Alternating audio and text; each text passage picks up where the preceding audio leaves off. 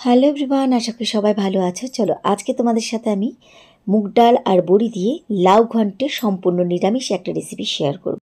তো লাউয়ের এই রেসিপিটা বানানোর জন্য প্রথমে আমি নিয়েছি এখানে একটা লাউ, মাঝখান দিয়ে কেটে নিলাম। নিয়ে এবার এই লাউয়ের খোসা আমাদেরকে পিল করে নিতে হবে। এই খোসাটাও কিন্তু আমরা সবাই জানি যে বাদ পড়ে না, এটাও কিন্তু আমরা ভাজা করে খাই। তো খুব ভালোভাবে এভাবে চওড়া চওড়া করে প্রথমে খোসাটাকে আমি পিল করে নিচ্ছি।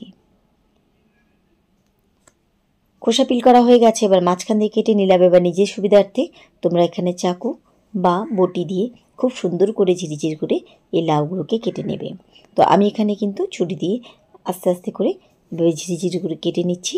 এই লাউ যত ঝিরিঝিরি করে কাটা হবে লাউ ঘন্ট রেসিপিতে স্বাদটা কিন্তু ততটাই বাড়বে। তো আমি এখানে এভাবে লম্বা লম্বা করে কেটে নিলাম। এবার একটা বাটিতে জলের মধ্যে আমি কিছুক্ষণ ভিজিয়ে রেখেছি, আর এদিকে কড়াইতে নিলাম আমি মুগ ডাল। মুগ ডালের পরিমাণটা কিন্তু এখানে খুব কম লাগবে। আমি কিন্তু এখানে 50 গ্রাম মুগ ডাল নিয়েছি। মুগ ডাল প্রথমে আমাদেরকে কিন্তু হালকা করে ভেজে নিতে হবে, যেন মুগ ডালে কোনো কাঁচা গন্ধ না থাকে। মুগ ডাল একটু হালকা করে ভেজে নিয়ে পুরো মুগ ডাল আমি কড়াই থেকে তুলে নিচ্ছি। এবার ওই কড়াইতে দিলাম তেল, আর এখানে নিয়েছি বড়ি। আমি বড়িগুলো ভেঙে আমি ব্যবহার করব, সেজন্য আমি আগে থেকে বড়িগুলোকে ভেঙে ভাঙা বড়ি নিয়েছি। তার চাইলে তোমরা এখানে গোটা বড়ি নিয়ে পরে ভেঙে নিতে পারো। বড়িগুলোকে এরকম কম তেলে একটু মুচমুচে লাল করে ভেজে নিতে হবে, কারণ বড়িগুলো কিন্তু আমরা পরে মেশাবো, যেন পরে খাওয়ার সময় এই বড়িগুলো মুখে পড়বে, খেতে ভালো লাগবে। তাই বড়িগুলো কিন্তু এরকম লাল করে মুচমুচে করে ভেজে নিতে হবে।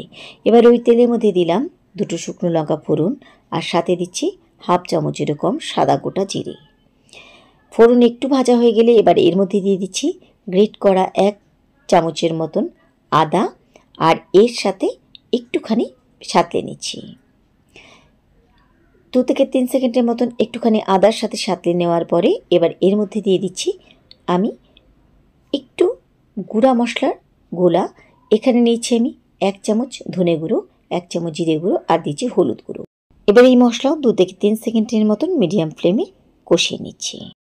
একটু কষিয়ে নেওয়া হয়ে গেলে এবার এর মধ্যে দিয়ে দিচ্ছি আগে থেকে ভেজে রাখা ধুয়ে রাখা মুগ ডাল। মুগ ডালের সাথে একটু মশলা মিশিয়ে আর একটুখানি ভেজে দিচ্ছি।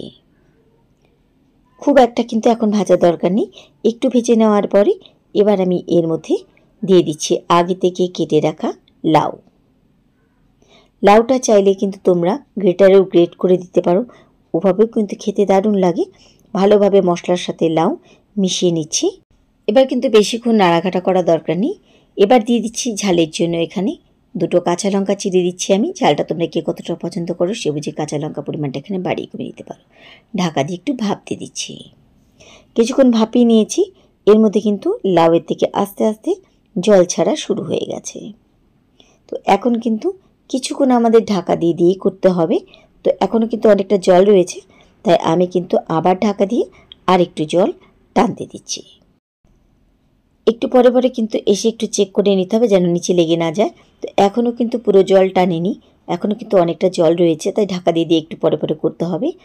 এবার আমি যখন একটু জল টেনে এসেছে এবার দিয়ে দিলাম এর মধ্যে স্বাদ মতো নুন, আর দিলাম সামান্য পরিমাণে চিনি। মিষ্টিটা যারা পছন্দ করো না বা খাও না চিনি দেবে না, আর যারা একটু হালকা মিষ্টি খেতে পছন্দ করো তারা চিনিটা হালকা করে এই সময় দিয়ে দেবে। দিয়ে যতক্ষণ পর্যন্ত জল না টেনে আসছে চাইলে তোমরা ঢাকা দিয়ে করতে পারো বা এমনি ভাজতে পারো। তো আমি এখানে কিন্তু মাঝখানে কিছুক্ষণ ঢাকা দিয়েছিলাম, দিয়ে একটুখানি জলটা নিয়ে নিয়েছি। এবার যতক্ষণে পুরোপুরি লাউয়ের জল টেনে শুকনো না হয়েছে ততক্ষণে কিন্তু এটাকে ভালোভাবে কড়াইয়ের মধ্যে ভাজতে হবে। আচ্ছা, কিছুক্ষণ আমি এখানে কিন্তু খুব ভালোভাবে ভেজে নিয়েছি। নামানোর আগে এর মধ্যে দিয়ে দিলাম আগে থেকে ভেজে রাখা বড়ি। আর বড়ি কিন্তু অবশ্যই লাউ ঘন্ট হয়ে যাবার পরে নামানোর আগে এর মধ্যে দিতে হবে। পুরো লাউয়ের জল না টানা পর্যন্ত কিন্তু লাউ নামাবে না, একদম শুকনো করে কিন্তু নামাতে হবে।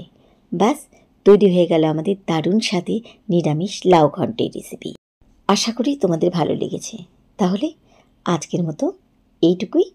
সবাইকে ধন্যবাদ জানিয়ে আজকে এখানে বিদায় নিচ্ছি। দেখা হবে আবার অন্য কোনো রেসিপির সাথে অন্য কোনো দিন। সেই পর্যন্ত সবাই খুব ভালো থেকো, সুস্থ থেকো।